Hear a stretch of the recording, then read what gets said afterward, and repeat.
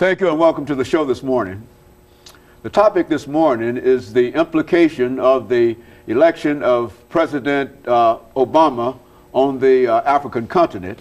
And of course, we're fortunate to have with us to talk about the implication of President Obama's election on Africa, Dr. LMadu.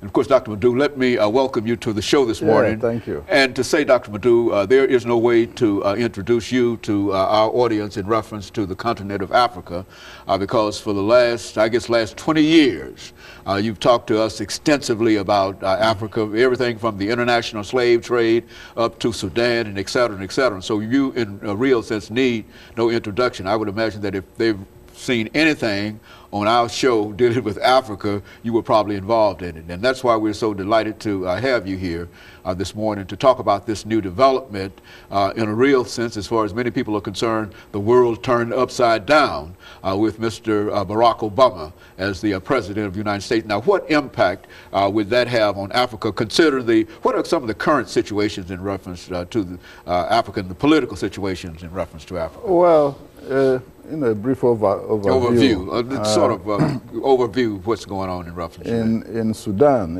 you still have the Darfur crisis, going on.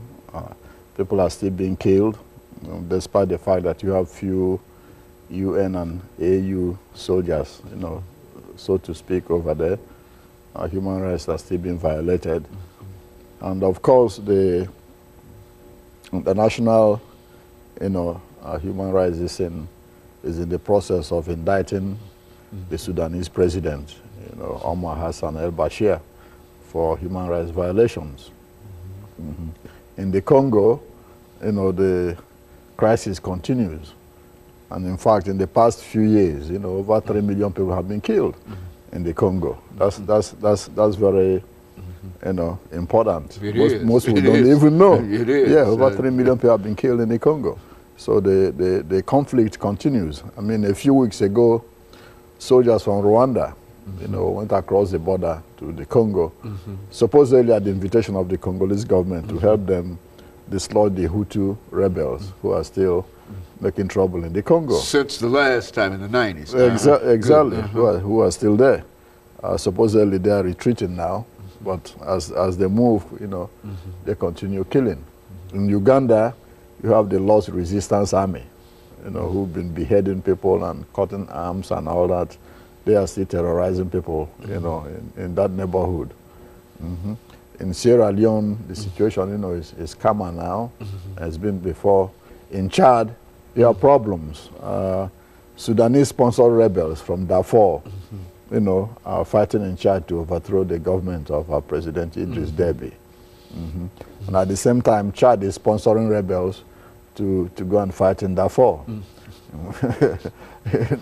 So you have areas of continuous conflict in Africa. On the other side, you have some success stories. Ghana has just completed a free and fair elections in which the opposition won, something that's very rare on the continent.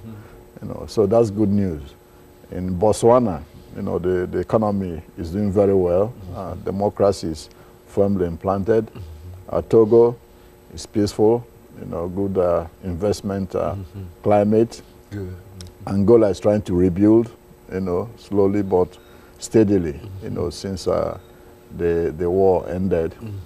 Mali is firmly on the road to democracy, even though people are still poor, but at least governmental infrastructures, are taking shape. So those are good news. Niger, the same thing. Niger has been peaceful and trying to pursue a democratic, way of doing business. Mozambique has been doing well. The economy has been growing since the war ended. And Renamo became part of the political process. And President Gebuza, who took over a few years ago from President Chisano, has continued to follow the same democratic process that seems to be taking shape, in Mozambique. In South Africa, after the resignation of President Mbeki, things are quieting down.